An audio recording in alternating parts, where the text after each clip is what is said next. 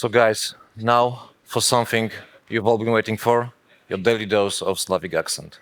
A double dose, Tomek. So we came here from Poland, but we represent, ironically, a biggest marketing agency in the world based in London and Kansas City.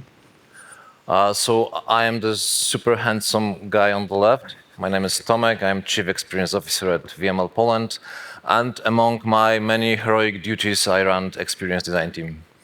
And I'm Jakub, Chief Technology Officer of VML in Krakow, a city that's apparently a party capital of England, or like Silicon Valley, but with better pierogies. So let us begin with this slightly corporate, yet overwhelmingly beautiful slide taken directly from our global presentation deck. So VML is really huge. We got around 30K people worldwide and around 1,000 in Poland. So it's pretty much safe to say that we operate from outside the Greenland. Yeah, so in our case, we work obviously for Polish domestic clients, but as well as for clients from United States, UK, Australia, France, Italy, France, etc., etc. So it's basically safe to say that if you ever heard about the country, we had a project there.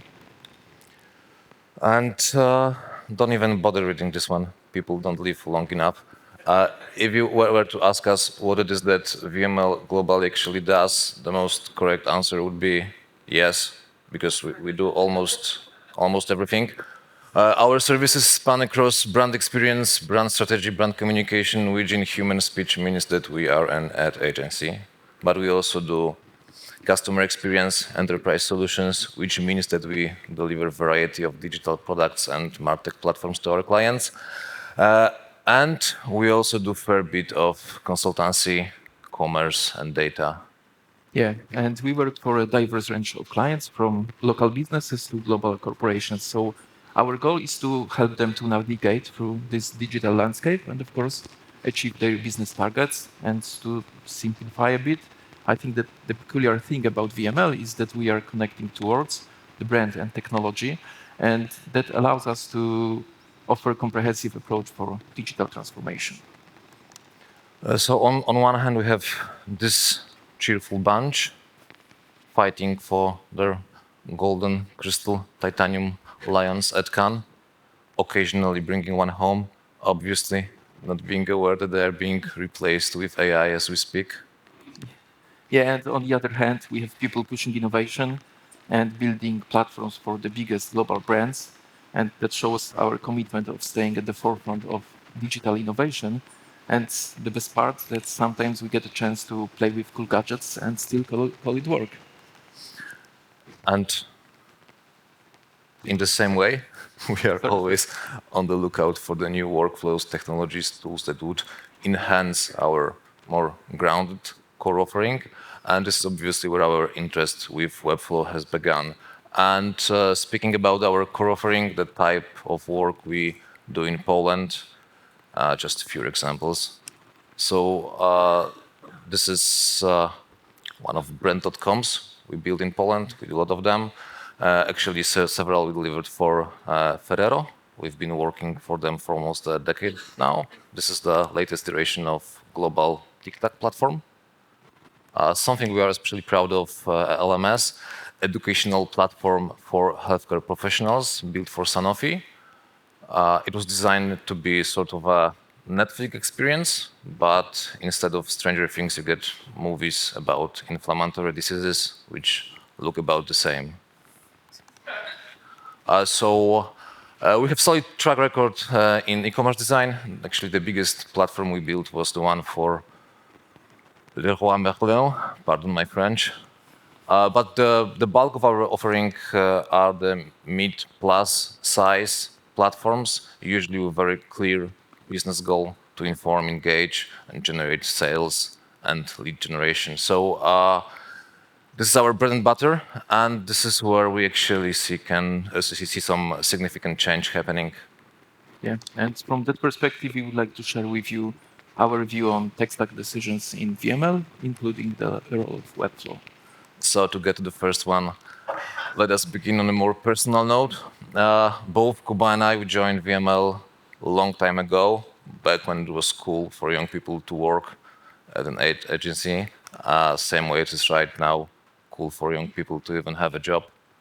Yeah, so so we had a chance to see landscape shift in our industry many times. I have my experience as a front-end developer. So I have my background in economics. So for some reason, only choice for me, I thought, to become wealthy was to join an ad agency as creative.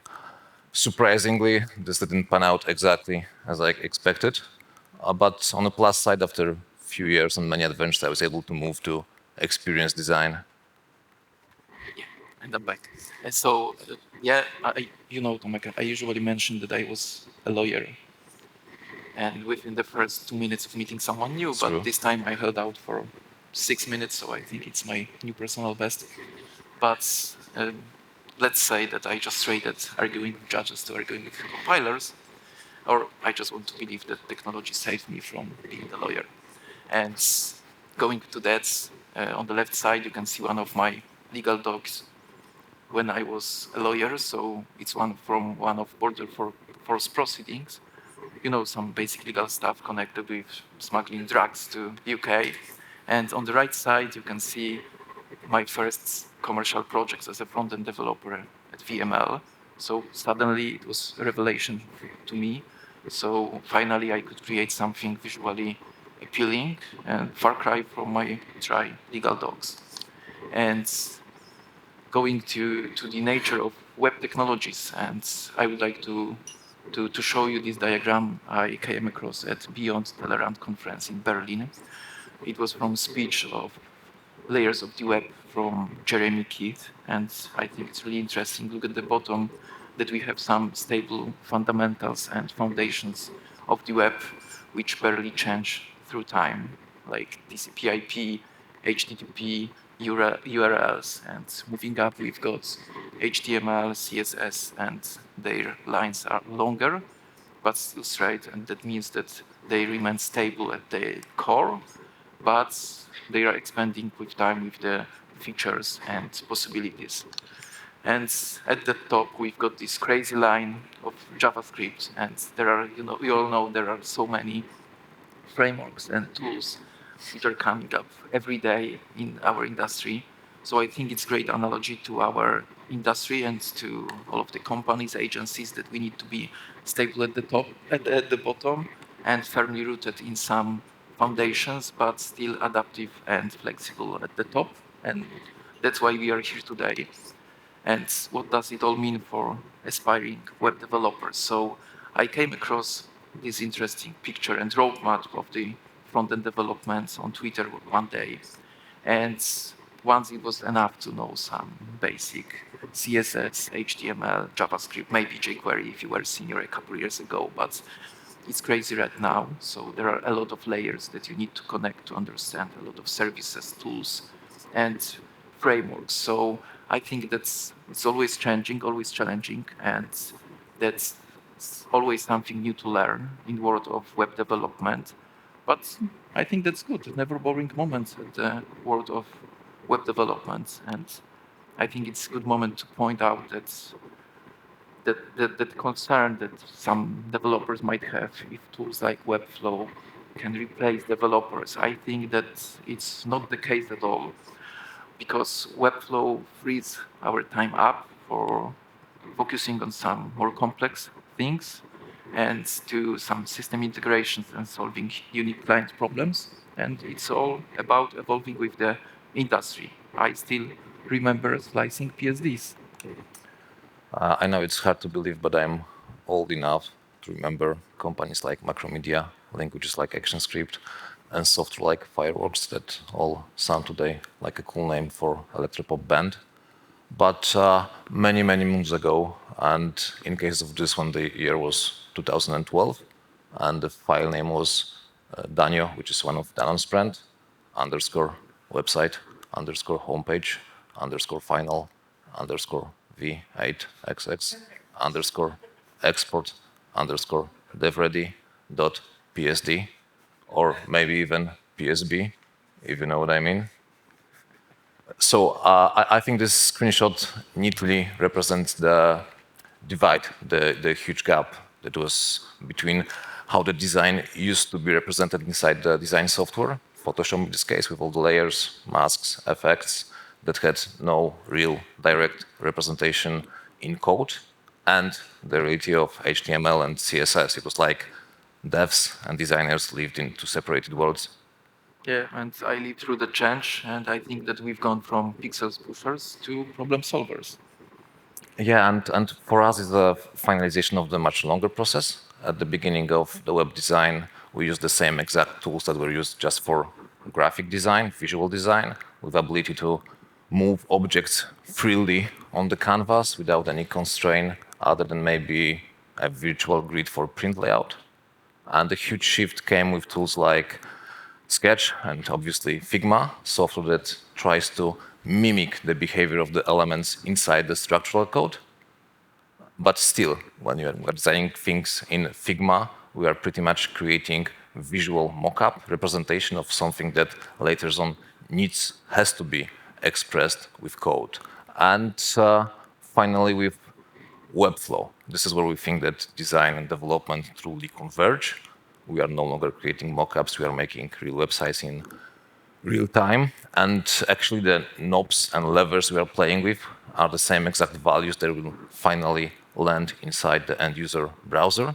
So we're able to move from actually guesswork to precision and from translation to direct implementation, which is amazing. Yeah, so I think that Webflow isn't just handing us static designs, it's giving us breathing, living layouts, and they are ready for fine-tuning and customization. Yeah, this famous quote by Arthur C. Clarke, the man behind the scenario for Stanley Kubrick's fake moon landing video from 1969, perfectly captures how it is right now being a designer with Webflow. That the gap between the design and the final product is being breached. And for me, it's like I no longer have to be an engineer to build my own PC. I no longer have to be a mechanic to drive my car, unless, of course, I drive Alfa Romeo. But for organizations such as ours, a large one, we are always trying to harness, to exploit this magic, to be more efficient, to be more responsive to our clients' needs, to be able to bring ideas to life without getting bogged down with technical details. So let me share just one real-world case how we use Webflow on the advertising side of things.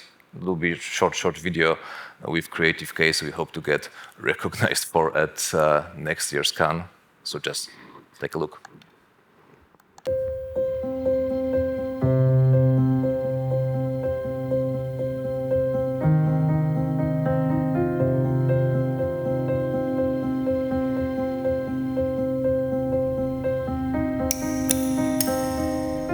Przez chwilę Państwo będą mieli wrażenie, że to jest kolejny bardzo fancy pokaz mody.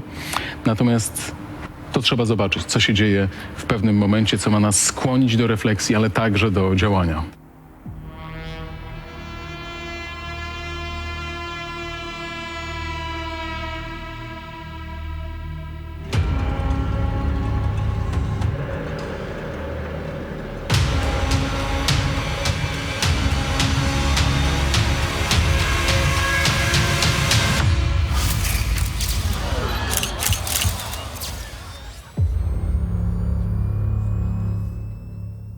To wydarzenie, które Państwo za chwilę zobaczą, korzystało z konwencji pokazu mody. Ale nie o modę tu chodziło, tylko o zdrowie psychiczne mężczyzn. Był wybieg dla modeli, byli modele. I była konsternacja, bo jeden po drugim spadali w dół. 12 na 15 samobójstw dokonują mężczyźni.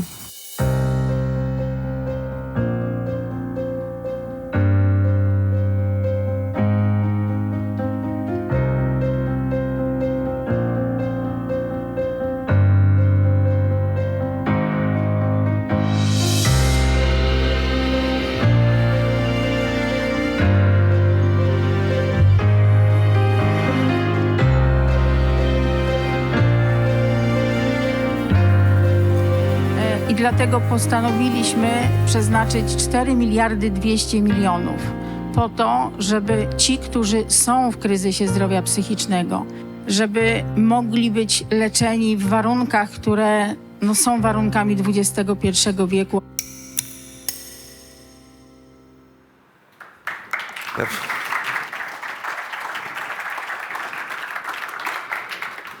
I know not the most cheerful story, but obviously website had to be a part of it, and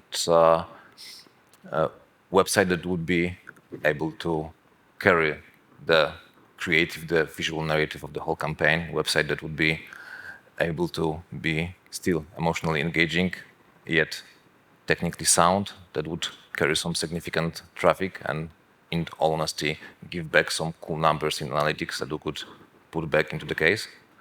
And finally, website that had to be very cost efficient and quick to set up, because in cases like this, we have zero budget. And so we obviously delivered this one with Webflow, and we did it in under the 80 hours, which might not sound like much, but considering all the agency procedures and all the parties and stakeholders involved, it was an achievement. And in all honesty, I couldn't have imagined working as this way before. And this drives us to our first conclusion. We think that delivering to the final medium is now integral part of the design process. In other words, the gap between design and development with Webflow is pretty much gone. And we also think this is something that makes a new type of role emerge. Yeah, exactly. So we see that the new role that we might call full stack designers or design technologies, or maybe just Webflow developers. So both designers and developers who have some knowledge about the design principles, but as well as the key aspects of web development. And when we build our in-house Webflow practice, and as us, we have to build it at scale, we try to add this skill to the toolboxes of our UX and UI people, but we also do invite all the webmasters, content editors, and even front-end developers to join the pack. Yes, so we are breaking the walls between teams and changing the way how we create value for our clients. Yeah, and do you know who else really deeply cares about all this stuff? Maybe Jakuba? Nobody? Exactly. There's this cool and probably fake. I checked, it's completely fake, but still very cool. Story about Ernest Hemingway, the guy on the left, meeting with Ansel Adams and asking him, "Man, you take incredible pictures. What type of camera do you use?" And Adams coming back to him with, "You write amazing stories. What type of typewriter do you use?" And the cruel moral of the story is that nobody really cares about cameras, typewriters, and web platforms. It's true. Our clients care about their KPIs, their retentions, conversions, engagements. The final user cares about the quality of experience, the convenience, how easy it is for him to get whatever he's trying to get. And in fact, the only ones that really do care about web platforms is us. So whenever we're choosing one, picking one, we try to answer those two questions. The first one being, how we'll be able to meet the client's requirements, expectation in the long term. And by long term, I mean that we are fully aware that these requirements will change, expand, evolve over time. And the second question is, how will we be able to deliver the right level of experience to the final user? And there's also this third, less elegant question. What are we going to do with the given budget? And for that, we came with this sleek formula.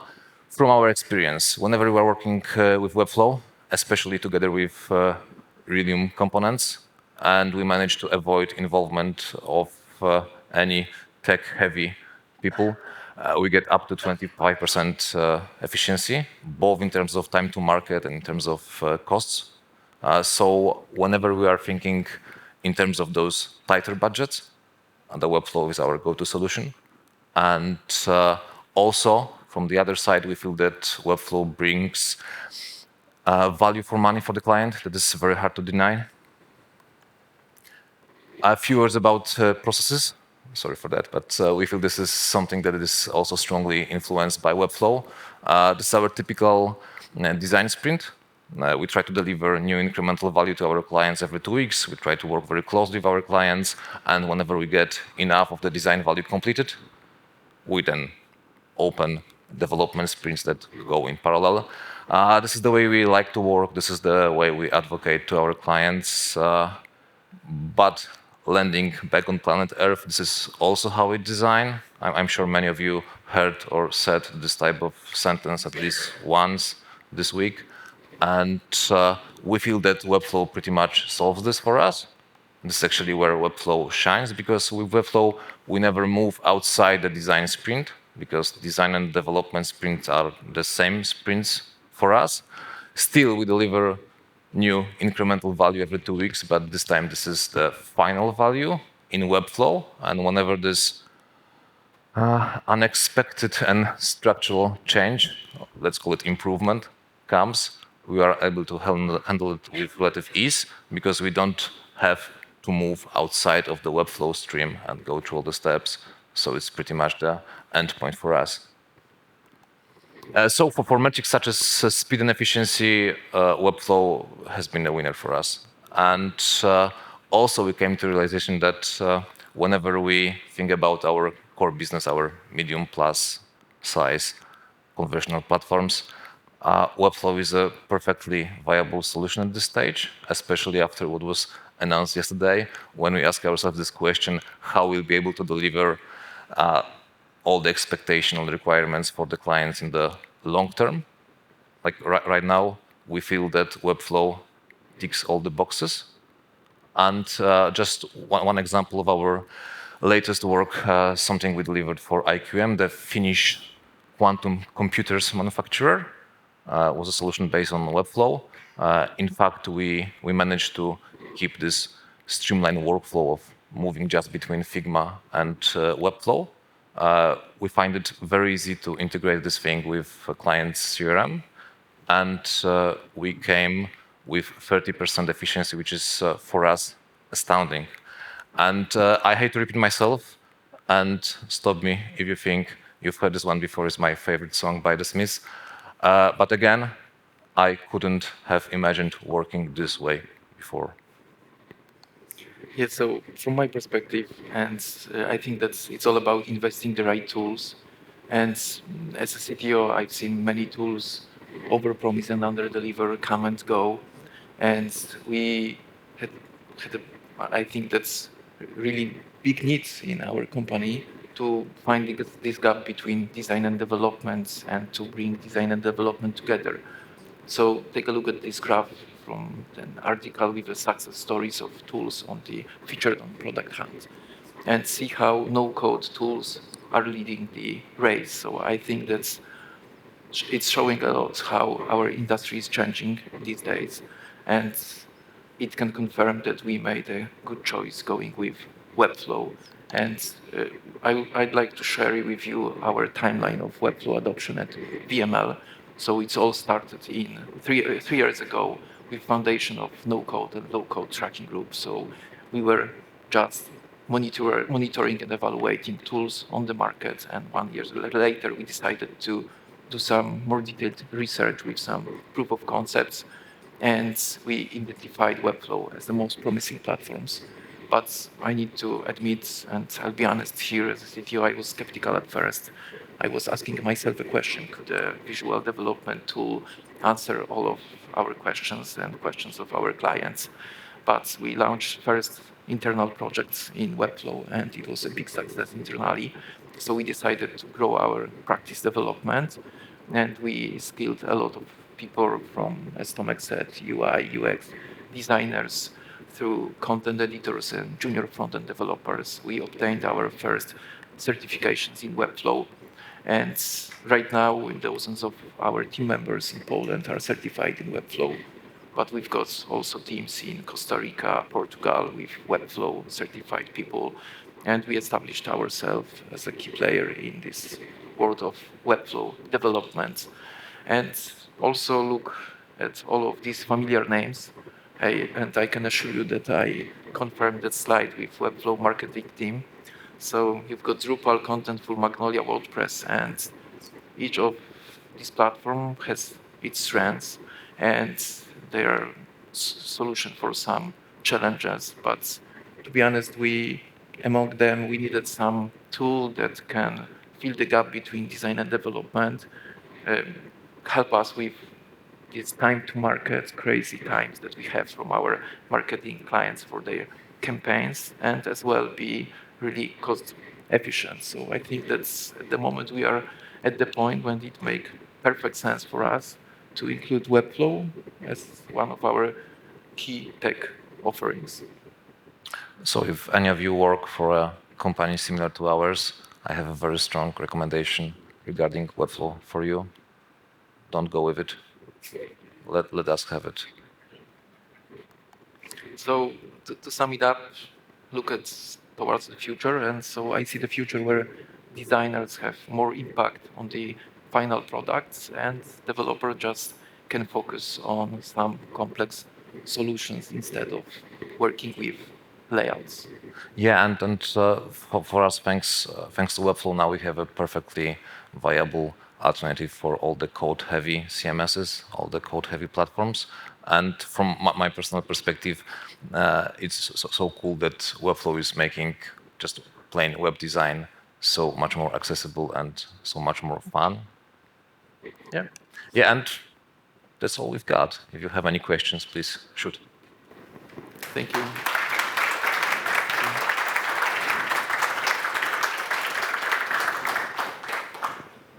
One quick question, Sure. non-Webflow related, but more agency related. You Sure. mentioned that you try to offer incremental value every 2 weeks. I thought that was an interesting point. I'm an agency owner, so I'd love to hear how you go about intentionally doing that. What type of maybe sprints or milestones you set so you meet that. Okay, so the design sprint we have is it's just basically Scrum-based sprint. So we begin this with planning. We define the backlog for the sprint, and we try to deliver within 2 weeks. And basically, the planning is aware of that.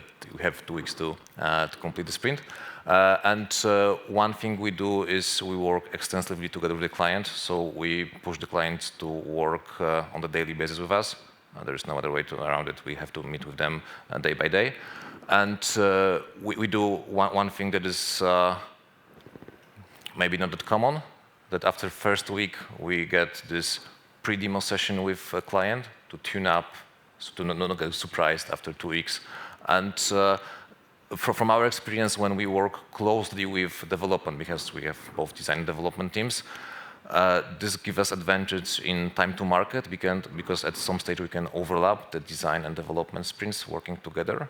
Like with enterprise solutions, it's quite common that the whole design has to be completed before we even talk to delivery, and this way we're able to synchronize and overlap the sprints. So it is like our way of doing things. Give us an example of more demanding project you delivered on Webflow. Not in particular the presentation website, but rather something you've touched the top of the Webflow capabilities. I think we haven't. At this stage, we are pushing the envelope as hard as we can, but actually we are looking for something that would be comparable to what we offer as enterprise solutions.